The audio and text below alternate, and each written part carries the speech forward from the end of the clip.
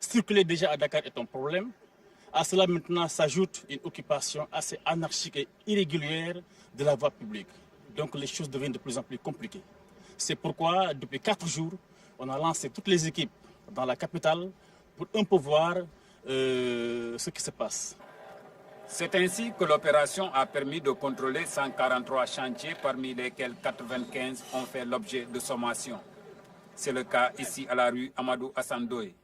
En mettant en place les fondations, l'entrepreneur n'a pas respecté les normes de recul de 2,50 m édictées par le code de l'urbanisme pour certaines rues de Dakar. Malheureusement, à notre passage pour faire le contrôle, on a trouvé que les gens n'ont pas arrêté les travaux comme convenu et ils étaient en train de travailler sur le corps du bâtiment alors qu'ils devaient s'en limiter seulement au recul du mur pour respecter l'alignement nouveau libérant les 2,50 m de la rue Amadou Hassan Ndoye.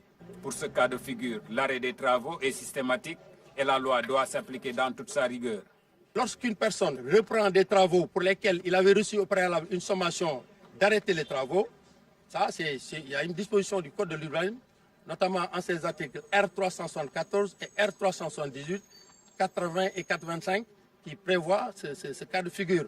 C'est un délit. Ces personnes qui sont auteurs de tels faits doivent faire l'objet d'arrestation. Le matériel qu'ils utilisent doit être saisi. On procède aussi à l'arrestation des complices. Autre chantier visité par les agents de la DESCOS à la rue Félix Faure, angle Mohamed V. Un peu plus loin, à l'avenue de la République, mais aussi à l'avenue de la Brière de l'Isle, angle du 18 juin. Ces constructions n'ont pas respecté le recul.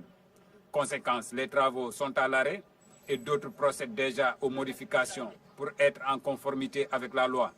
C'est heureux que les responsables de ces chantiers-là aient respecté notre sommation parce que ça leur permet en même temps de se départir d'une arrestation éventuelle ou de compliquer un peu l'instruction du dossier quand ils seront auditionnés par nos services. Pour le moment, 45 chantiers sont vérifiés, 17 sont en règle, 28 ont reçu une sommation. La DESCOS entend renforcer la surveillance pour amener les contrevenants à respecter les normes. Il faudrait que les gens comprennent que pour construire, il faut une autorisation. Et si l'autorisation est donnée, on a l'obligation de respecter les prescriptions qui sont édictées et les plans qui sont autorisés.